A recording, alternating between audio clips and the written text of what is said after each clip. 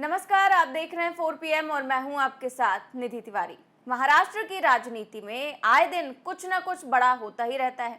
जब से अजीत पवार ने अपने चाचा का साथ छोड़कर बीजेपी का दामन थामा है, तभी से हर दिन एक न एक बड़ी खबर आती ही रहती है। और अब खबर आ रही है कि एनसीपी पर कब्जे की जंग नए स्तर पर पहुंचती हुई दिखाई दे रही है। दरअसल शरद पवार गुट के मुख्य सचेतक जितेंद्र ने अजीत पवार गुट के साथ गए 12 विधायकों को कारण बताओ नोटिस जारी कर दिया है। मुख्य सचेतक ने इन सभी विधायकों से 48 घंटे का अल्टीमेटम भी उन्हें दे दिया है कि अब 48 घंटे में उन्हें जवाब देना है। खबर देखिए, हिंदुस्तान की है। खबर में लिखा है कि शरद पवार का अटैक पार्ट 2, अजीत पवार गुट के 12 विधायकों को कारण बताओ नोटिस, 48 घंटे का अल्टीमेटम। तो इस तरह से शरद पवार ने पूरा मन बना लिया है और अब 12 विधायकों को नोटिस जारी कर दिया गया है और 48 घंटे में जवाब देने को कह दिया गया है। दरअसल ये सभी 12 विधायक शरद पवार की बैठक में नहीं आए थे, वो अजीत पवार कैंप में दिखे थे। इन सब के बारे में पार्टी के मुख्य सचेतक जितेंद्र ने विधानसभा अध्यक्ष को पार्टी विरोधी गतिविधि करने की चिट्ठी अलग से भी लिख दी है। यानी कि अजीत के साथ जाने वाले विधायकों पर शरद पवार ने कार्रवाई का पूरा मन बना लिया है। इससे पहले आपको याद होगा कि शरद पवार गुट ने अजीत पवार के साथ मंत्री पद की शपथ लेने वाले 8 विधायकों की सदस्यता खत्म करने की भी अर्जी दी थी। महाराष्ट्र विधानसभा के अध्यक्ष राहुल नार्वेकर को दी थी और अब 12 विधायकों को नोटिस जारी किया गया है। तो जाहिर है कि आने वाले दिनों में शरद पवार कैंप और भी ऐसे सख्त कदम उठा सकता है। अब भतीजे अजीत पवार के विद्रोह के बाद से ही शरद पवार, क्योंकि अब अपनी पार्टी एनसीपी को फिर से मजबूत बनाने के लिए जी जान से जुटे हुए हैं, उसे फिर से खड़ी करना चाहते हैं और वो ये भी कह रहे हैं कि ये पार्टी जो है वो एनसीपी है, हमारी है, ये हम किसी और को ले जाने नहीं देंगे। इसी कड़ी में शरद पवार लगातार लोगों के बीच जा रहे हैं, वो रैलियां कर रहे हैं, बैठकें कर रहे हैं और इसी के चलते शरद पवार ने जमीनी स्तर के कार्यकर्ताओं तक पहुंच बनाने के लिए एनसीपी के युवा कार्यकर्ताओं के साथ एक मैराथन बैठक भी की। इस बीच सख्त कदम उठाते हुए शरद पवार के मुख्य सचेतक जितेंद्र ने अजीत पवार के डिप्टी सीएम के रूप में शपथ लेने के 3 दिन बाद 5 जुलाई को सीनियर पवार की अध्यक्षता में हुई पार्टी की बैठक में शामिल नहीं होने पर अजीत समूह के 12 विधायकों को कारण बताओ नोटिस जारी कर दिया है और उन्हें 48 घंटों के अंदर जवाब देने को कहा है। अब इससे अजीत पवार के खेमे में खलबली मची हुई है, क्योंकि 48 घंटे का अल्टीमेटम मिला है, उन्हें जवाब भी देना है। और केवल अजीत पवार ही नहीं बल्कि खलबली तो शिंदे खेमे में भी मची है, क्योंकि जैसा कि अभी 2 दिन पहले ही महाराष्ट्र में सरकार ने विभागों का बंटवारा कर दिया, जिसमें एकनाथ शिंदे गुट के कड़े विरोध के बावजूद उप मुख्यमंत्री अजीत पवार को वित्त मंत्रालय दे दिया गया।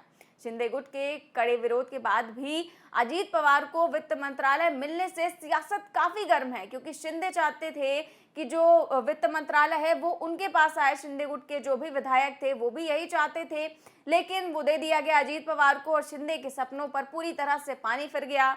वहीं इस पर जो है संजय राउत ने भी एक चौंकाने वाला खुलासा कर दिया। संजय राउत ने कहा कि अजीत पवार को वित्त मंत्री का पद मिलने के बाद शिंदे गुट के नेता खुशी जाहिर कर रहे हैं, लेकिन मेरी जानकारी के मुताबिक अजीत पवार को वित्त मंत्री को पद से रोकने के लिए शिंदे गुट दिल्ली तक गया था, लेकिन दिल्ली में उनकी बात किसी ने नहीं सुनी। दिल्ली में बीजेपी नेतृत्व की तरफ से शिंदे गुट से साफ कह दिया गया था कि अगर आप साथ में रहना चाहते हैं तो रहें, वरना जा सकते हैं। साथ ही एक और प्रस्ताव दिल्ली में शिंदे गुट के सामने रखा गया, जिसके मुताबिक अगर आप चाहते हैं कि वित्त मंत्रालय अजीत पवार को ना दिया जाए तो इसे आप अपने पास रखिए, लेकिन बदले में मुख्यमंत्री का पद अजीत पवार को दे दीजिए। तो संजय राउत ने इतना बड़ा जो है वो खुलासा किया है। इसके बाद ये भी कहा है कि इस प्रस्ताव को सुनने के बाद शिंदे गुट दिल्ली से चुपचाप वापस लौट आया और अजीत पवार को वित्त मंत्री का पद देने के लिए तैयार हो गया।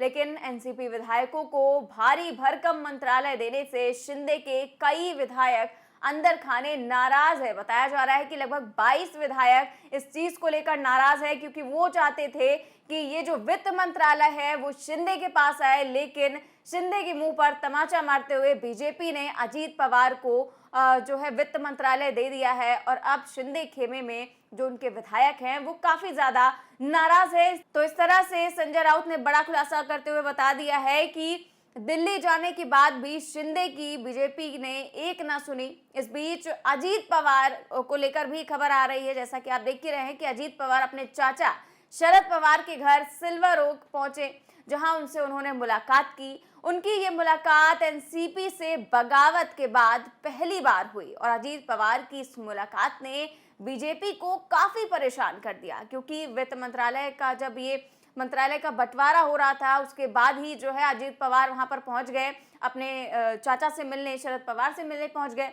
हालांकि अजीत पवार ने ये साफ कर दिया कि उनके चाचा से मुलाकात उनकी सियासी नहीं है, बल्कि अजीत पवार की चाची प्रतिभा पवार से मुलाकात के लिए वो गए थे। प्रतिभा पवार के हाथ का ऑपरेशन हुआ है, वहीं लोगों की नजरें इस मुलाकात पर टिकी हुई थी, क्योंकि पार्टी के मुख्य सचेतक ने अजीत गुट के 12 विधायकों को कारण बताओ नोटिस जारी किया और उसके अगले 48 घंटे में जवाब भी मांगा, अल्टीमेटम भी दे दिया गया है। तो इसको लेकर उनकी सभी की निगाहें टिकी हुई थी, लेकिन अजीत पवार ने फिलहाल ये साफ कर दिया है कि वो केवल अपनी चाची से मिलने गए थे और ये जो सियासी रिश्ता है वो उनका पारिवारिक रिश्ते से ऊपर नहीं है, पारिवारिक रिश्ता ज्यादा महत्वपूर्ण है।